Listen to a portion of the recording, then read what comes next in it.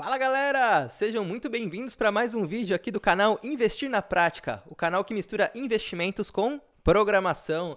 E hoje nós vamos fazer esse super painel de indicadores técnicos. Você sabe como fazer um painel com indicadores tipo média móvel, os dividendos pagos pela empresa, o IFR de 14 períodos? Então, fica até o final da aula que eu vou mostrar passo a passo como fazer esse código e como implementar para qualquer ativo da Bolsa Brasileira. Então, a primeira coisa que a gente vai fazer aqui é chamar o ativo. Nós vamos usar a Vale 3 de exemplo e lembrando que toda vez que a gente for fazer uma chamada na API aqui do Yahoo Finances, a gente tem que colocar aqui o mais SA na frente, que é a forma que o Yahoo entende que a gente tem que colocar o ticker. Então, esse ist aqui a gente vai declarar só para poder guardar aqui a chamada na API que a gente vai fazer. Vamos usar os 48 últimos meses e vamos pegar a periodicidade do diário. E só para lembrar qual que é o output disso aqui, vamos dar um print aqui só para vocês verem, ó. Quando a gente chama, então, a API com o símbolo da Vale, ele vai dar um data frame para a gente, por isso que a gente importou a biblioteca do Pandas aqui.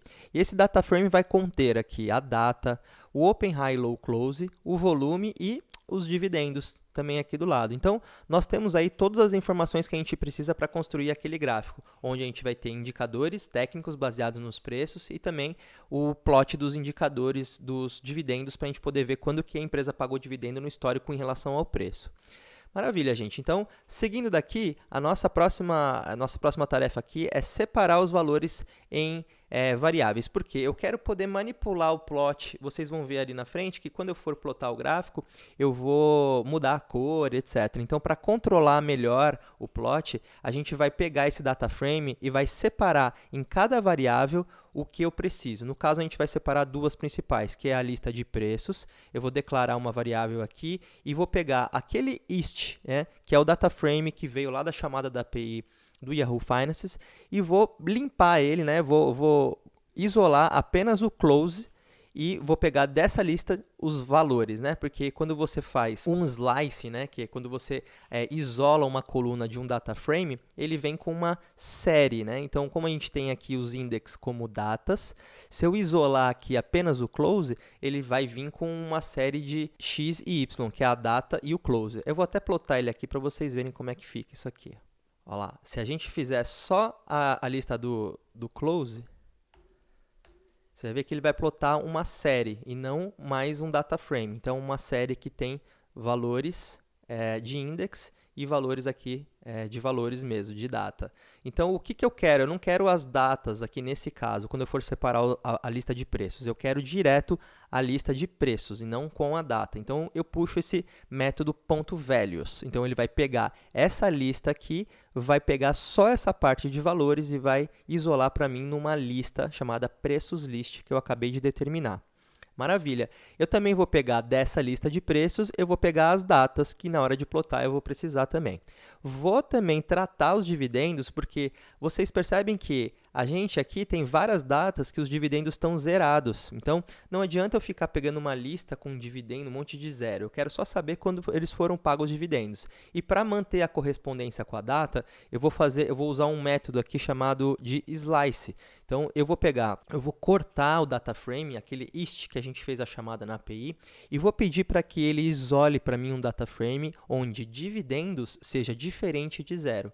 Ou seja, ele vai pegar aquele data frame que está plotado aqui, onde eu tenho valores aqui de Open, High, Low, Close e dividendos, e vai localizar para mim só o data frame, e só vai me retornar um data frame onde esse campo aqui de dividendos for diferente de zero. Maravilha? Então, fechou aqui, esse código faz isso para mim. Se vocês quiserem até, a gente pode plotar aqui para vocês verem como é que ele fica. Então, o que ele fez? Ele pegou aquele data frame e cortou para mim só em dias que teve pagamento de dividendo.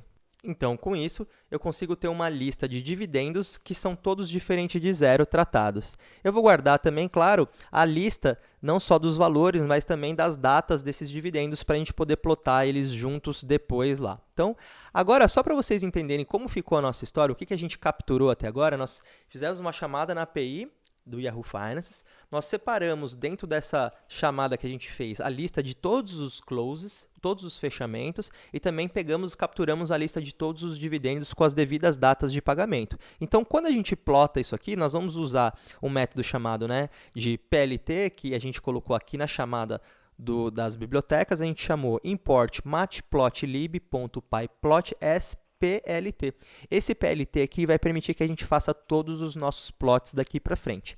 Então, eu vou chamar de figura e vou dar nome de x1, porque vai ter só um x aqui no nosso plot. Esse plot inicial aqui, eu vou plotar só para vocês verem como que está esse tratamento desses dados que a gente está fazendo. Então, nós pegamos e fizemos a coleta dos preços e dos dividendos. Como que isso ficou? Maravilha. Está aqui, ó. Eu tenho uma lista de preços, aqui está o gráfico diário de preços, e eu tenho a data e o pagamento e o valor do pagamento dos dividendos.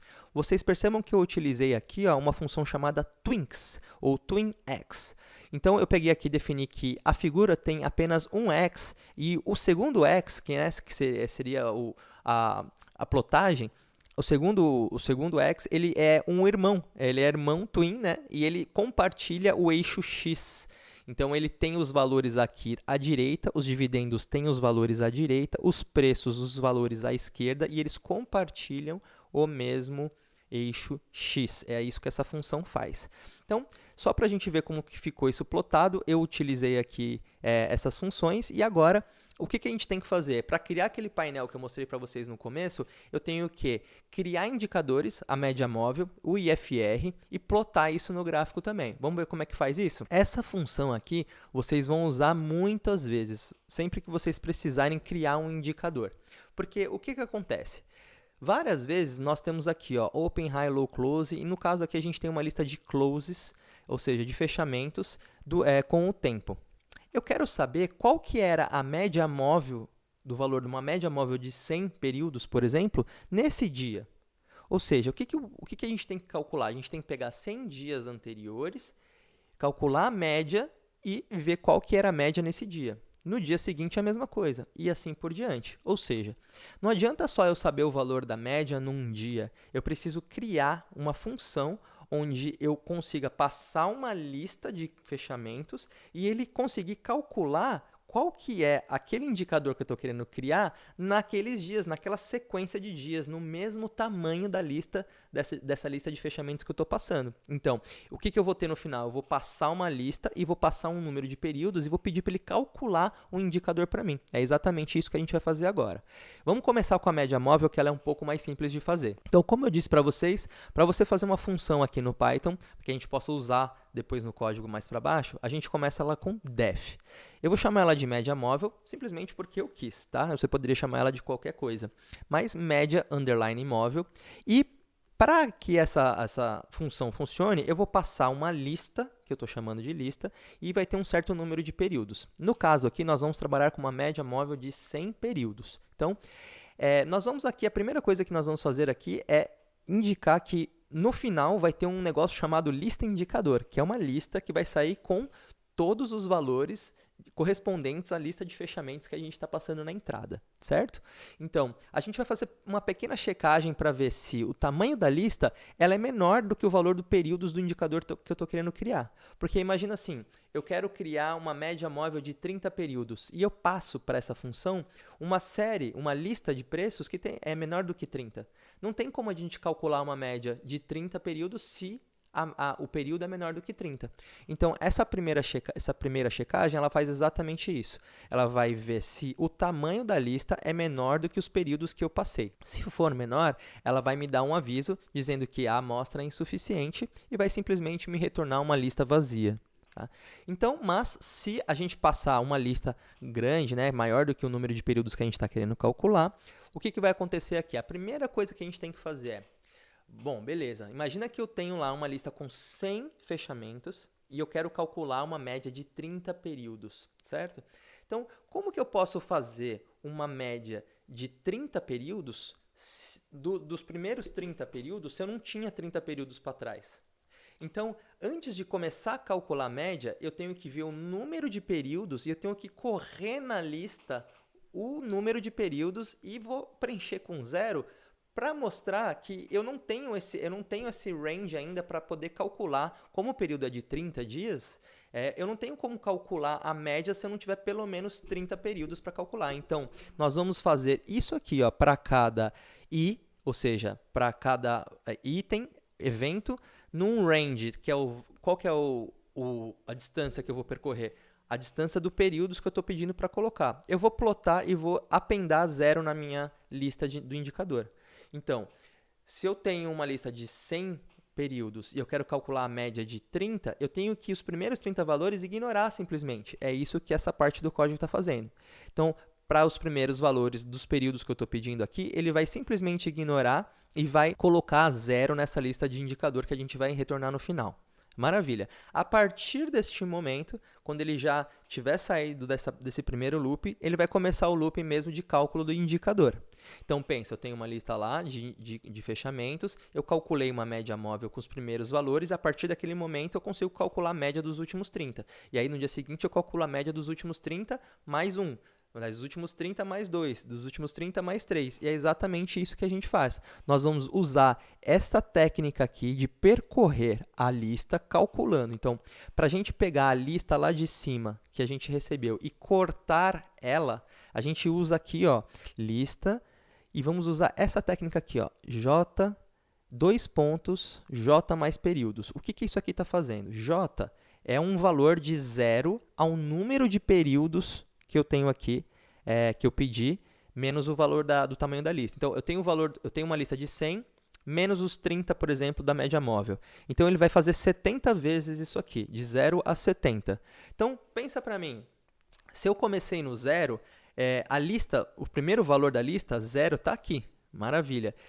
Se esse J aqui vale 0 na primeira rodada, aqui, quanto que vale? Ele vai de 0 a 0 mais períodos. Então, depende do período que eu passar aqui, ele vai conseguir fazer o slice naquela lista e vai calcular para mim a média simples. Vou usar uma função do NumPy para retornar a média daqueles períodos. Então, ficou assim, eu tenho uma lista e a cada vez que essa função percorrer essa lista, ela vai fazer uma janela. Eu tenho uma lista de 1000 períodos, por exemplo, e eu quero pegar de 100 em 100, ele vai fazer da primeira de 0 a 100. Na segunda, ele vai fazer de 1 a 101. Na segunda, ele vai fazer de 2 a 102, e assim vai. É exatamente isso que essa função está fazendo aqui. Ela está percorrendo a lista e de forma em janelas para poder calcular esse indicador para nós. Então, no final, ele vai apendando aqui o valor do indicador, no caso aqui é a média, uma média simples. E aí, no final, nós queremos que ele retorne a lista desse indicador, que no caso é a média móvel. Então, ele vai primeiro, apendar um monte de zeros para poder ter aquele período suficiente para calcular o indicador que a gente pediu. E após isso, ele vai começar a apendar o indicador mesmo que a gente pediu para calcular. Depois disso, ele vai retornar para a gente uma lista de indicador. Maravilha? Então, vamos fazer aqui o IFR para vocês verem como fica. Isso aqui pode ficar um pouco mais complexo. Vamos usar a mesma fórmula. Vocês vão ver que a lista de indicador está aqui. Só que aqui no IFR nós temos que fazer um tratamento, porque o IFR ele não usa apenas os preços, ele usa uma lista de returns. Então, os retornos de cada dia, né, a variação percentual dos retornos aí do ativo, da cotação do ativo. Então, eu já vou ensinar para vocês uma nova técnica aqui. A gente vai passar pelo mesmo filtro para verificar se os períodos são o suficiente para a gente poder calcular um indicador. Mas logo em seguida aqui nós vamos usar uma técnica que a gente chama de List Comprehension. Ou seja, eu vou criar uma lista percorrendo uma outra lista. Então, vocês vão ver, ao invés de fazer um looping for, i, in, range, len, não, eu vou fazer o seguinte, eu vou, para cada elemento nesse range da lista, né, menos um, nada, esse aqui está errado, deixa eu corrigir aqui, gente, aqui não é menos 1, só porque eu coloquei aqui, opa, agora está certinho. Então, o que a gente vai fazer? Nós vamos percorrer para cada elemento da lista, do tamanho da lista que a gente passou lá para o nosso indicador, a gente vai verificar se o valor de hoje sobre o valor de ontem menos 1. A gente vai verificar o retorno desse valor.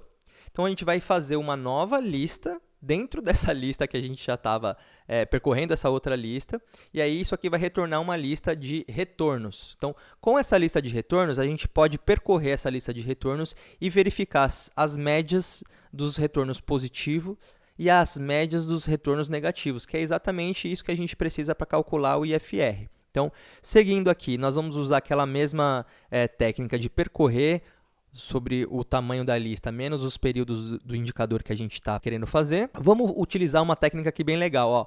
Nós vamos fazer uma list comprehension dentro do NumPy-Min.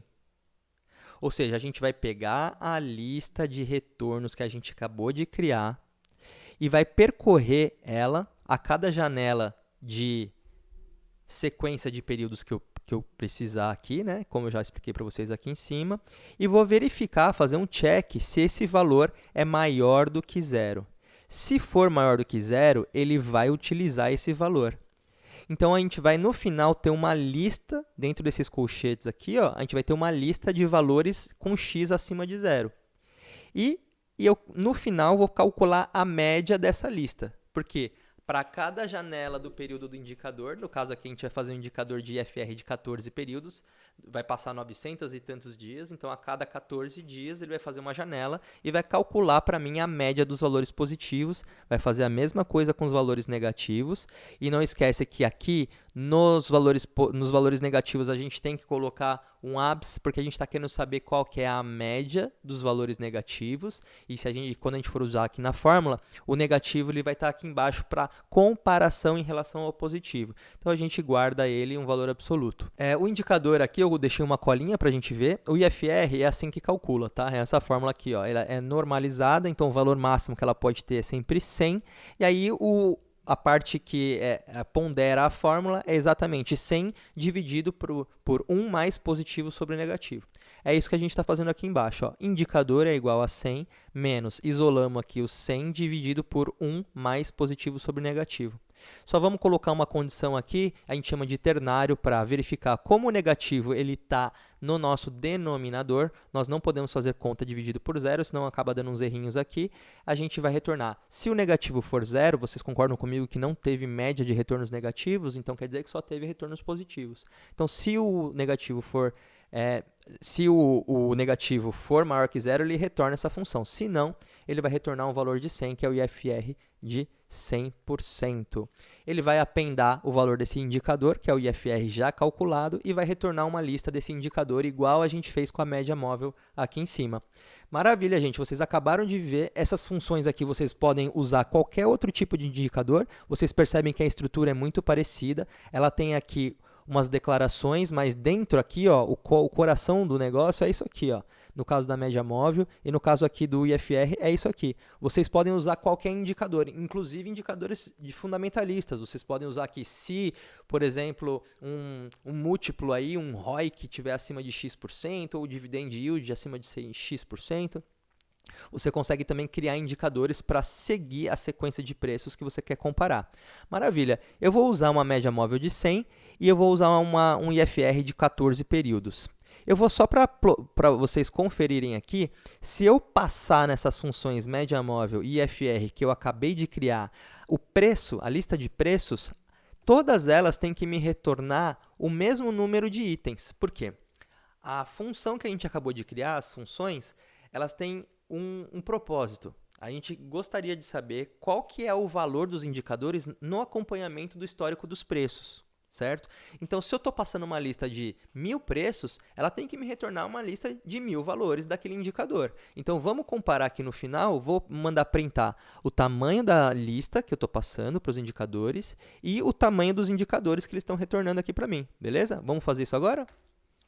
Maravilha, ó. Você pode ver que todas as listas, ó, a lista de preços tem 991 itens, a lista que retornou dessa função da média móvel que eu acabei de criar, 991 itens, e a lista do IFR, 991 itens. Então, beleza, tá batendo. Agora é só plotar, ficou facinho. Eu vou dar mais uma dica para vocês aqui, ó, do Grid Spec.